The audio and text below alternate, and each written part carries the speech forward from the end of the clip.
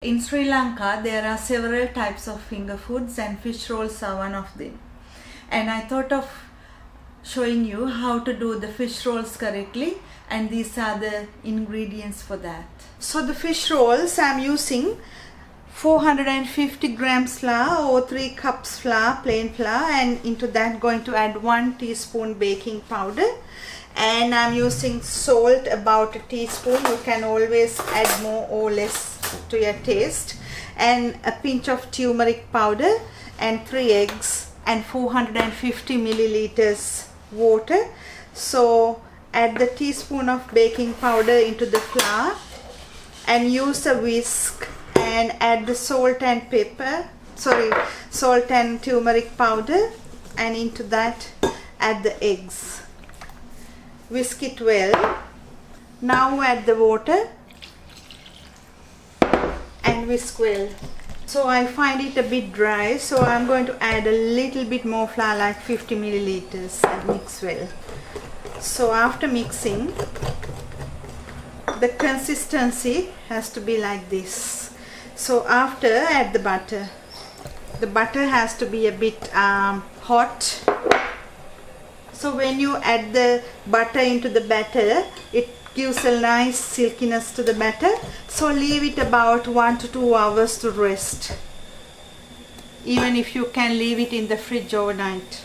To fill the rolls, I'm using 2 cans mackerel and about 4 boiled potatoes. You can adjust 1 can and more potatoes, or less potatoes and more fish, that's up to you. And half of an onion, then a teaspoon of curry powder and half a teaspoon of chili powder and turmeric powder, a pinch, and some pepper, garlic, curry leaves and some chilies. This is optional, you can always adjust according to your taste, so no need to worry about adding this and that. You can always adjust the spices according to your taste. So now let's do the make the filling first. For that I will need 2 tablespoons oil. I added 2 tablespoons oil into the pan. Now into that going to add the curry leaves and the garlic, then the onions, chilies, and stir fry this about 1 minute. After, cook with the spices about another minute. Next, add the salt and put the fish and crush the fish. Mix with the spices and cook another minute. It's ready now, so I'm going to transfer that into a bowl. Now add the mashed potatoes into that and mix it well. So take the batter out and leave it aside, and if you find the batter is a bit dry, you can always add a bit more water and mix it well. Now take another bowl and add a cup of flour, and into that add some water and make a thin batter out from that. Into that batter add a little bit of salt and a pinch of turmeric powder just to get the color and the taste. Then you need some breadcrumbs. Put that onto a plate and leave it aside. Now into a pan add a drop of oil and then spread it all over the pan and season the pan well. Take a spoonful of the batter that you prepared and put it into the pan, and then slowly turn it all over